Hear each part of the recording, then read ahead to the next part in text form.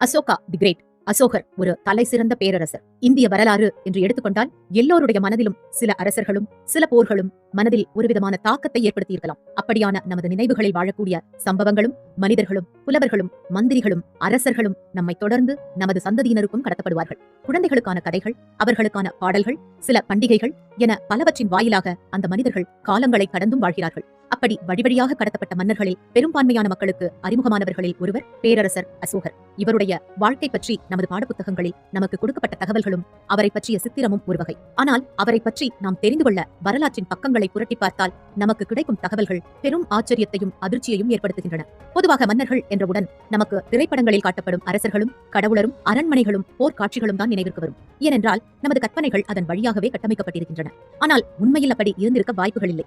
இன்றைய தொழில்நுட்ப வளர்ச்சியும் கண்டுபிடிப்புகளும் வாழ்க்கை முறையிலும் பழக்க வழக்கங்களிலும் சிந்தனை வடிவத்திலும் பெரிய அளவில் மாற்றத்தை உருவாக்கி இருக்கின்றன. மாற்றங்கள் தானே மனிதனின் வளர்ச்சியின் அளவுகோல். இன்று நாம் அறிந்து கொள்ள இருக்கிற அசோகரை பற்றிய வரலாற்றிற்கு முன் கூடுதல் தகவல்களை அறிந்து கொள்வது அவசியம். அசோகர் மகத நாட்டின் 3வது அரசர். இவருடைய பாட்டனார் சந்திரகுப்த மௌரியர், தந்தையார் பிந்துசாரர். நாம் இப்பொழுது மௌரிய வம்சத்தின் துவக்கத்தையும் மகத நாட்டின் எல்லைகளையும் பற்றி தெரிந்து கொள்வோம். சந்திரகுப்த மௌரியர். இந்தியா என்ற ஒரு நாடு இருந்ததா? இப்படி ஒரு சந்தேகம் எழுகிறதுதானே. ஏனென்றால் நாம் பல்வேறு சாம்ராஜ்யங்களின் பெயர்களையும் அரசர்களின் பெருமைகளையும் அவர்கள் ஆண்ட நிலப்பரப்பின் பெயர்களையும் கேட்டிருக்கிறோம். அப்படி என்றால் ஒருங்கிணைந்த இந்தியா என்பது எது? அதற்கான விடையாகத்தான் நாம் பார்க்க இருக்கும் இந்த சரித்திரம் அமைந்திருக்கின்றது. பல்வேறு மன்னர்களின் ஆளுமைகளின் கீழ் சிற்றரசுகளாக சிதறி கிடந்த இந்தியாவை ஒருங்கிணைத்து ஒரே அரசின் கீழ் நிறுவியதோடு ஒரு ஒழுங்குபடுத்தப்பட்ட ஆட்சியை உருவாக்கி அதில் பல துறைகளையும் ஏற்படுத்தினார் சந்திரகுப்தர். வணிகம், தொழில், உள்கட்டமைப்பு, புள்ளியியல், சுற்றுலா உள்ளிட்ட துறைகள்தான் அவர் ஏற்படுத்திய துறைகள். நீதியும் காவலும் தழைத்தோங்கி இருந்தன.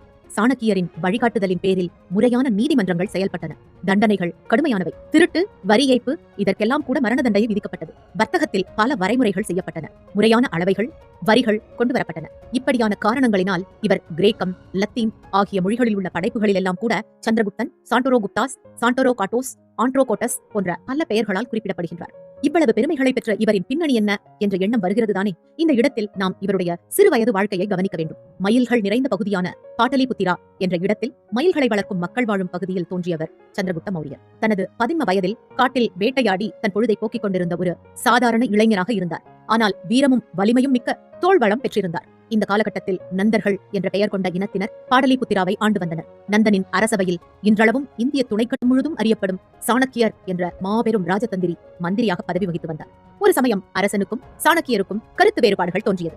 அதன் காரணமாக அரசன் சாணக்கியரை நாட்டை விட்டு வெளியேற உத்தரவிட்டான். நந்தனின் அவையிலிருந்து வெளியேறிய அவனது அமைச்சர் சாணக்கியர் எனப்பட்ட கவுண்டின்யர் பெரும் சினத்துடன் அந்நாட்டை விட்டு வெளியேறி தக்ஷசீலம் நோக்கி வந்து கொண்டிருந்தார். அவரின் மனம் உலை போல கொதித்துக் கொண்டிருந்தது. நந்த வம்சத்தை வேறொருக்க திடம் பூண்டிருந்தார். ஒரு பிராமணனாக தன்னால் போர் செய்வது என்பது இயலாது. அதற்காக சத்திரியர் ஒருவரை துணை கொள்ள வேண்டும் என்று மனதில் கணக்கு போட்டுக்கொண்டே பயணித்த அவரின் வழியில் வேட்டையில் ஈடுபட்டிருந்த வீரமிக்க இளைஞன் ஒருவனை கண்டார். அவர் மனம் ஒரு முடிவிற்கு வந்தது. தனது அறிவையும் இவ்விளைஞனது வீரத்தையும் கொண்டு நந்தனை வீழ்த்த முடிவு செய்தார். கல்வி, அரசியல், போர் தந்திரங்கள் போன்ற ஒரு தேர்ந்த அரசனுக்குரிய அனைத்தையும் சாணக்கியரிடமிருந்து கற்றார் சந்திரகுப்தர். சாணக்கியரின் வழிகாட்டுதலின் பேரில் ஒரு நல்ல நாளில் சிறுபடையை திரட்டி மகத தேசத்தின், அதாவது நந்த பேரரசு எல்லைப்புறங்களை கைப்பற்றினார். முதல் வெற்றி. அந்த சமயம் நந்த பேரரசு மிகவும் வலுவிழந்திருந்தது. முதல் வெற்றி தந்திருந்த உற்சாகத்துடன் பாடலிபுத்திராவை நோக்கி முன்னேறினார். சந்திரகுப்தரின் வீரத்துக்கு முன்னால் நந்த வம்சம் நிறைய நேரம் நிலைக்கவில்லை.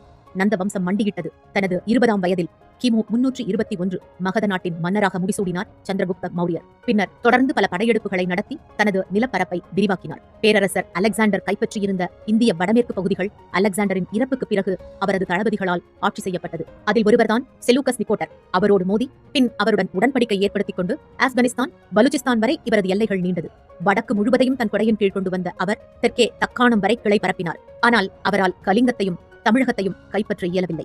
இவரால் இயலாத கலிங்கத்தை இவரது பேரன் அசோகர் கைப்பற்றினார். தொடர்ந்து என்னவெல்லாம் நடந்தது என்று பார்ப்போம் அடுத்த எபிசோட்ல. சந்திரகுப்த மௌரியர் ஒரு சிறந்த அரசராக விளங்கினார். சந்திரகுப்தர் காலத்து ஆட்சியில் திருட்டு கிடையாது. மக்கள் உண்மையை மதித்து நடந்தனர். சந்திரகுப்தர் காலத்தில் பஞ்சாயத்து ஆட்சி முறை சிறப்பாக நடைபெற்றது என்று அவரது கால ஆட்சி சிறப்பை இந்தியாவிற்கு வந்த மெகஸ்தனிஸ் குறித்துள்ளார்.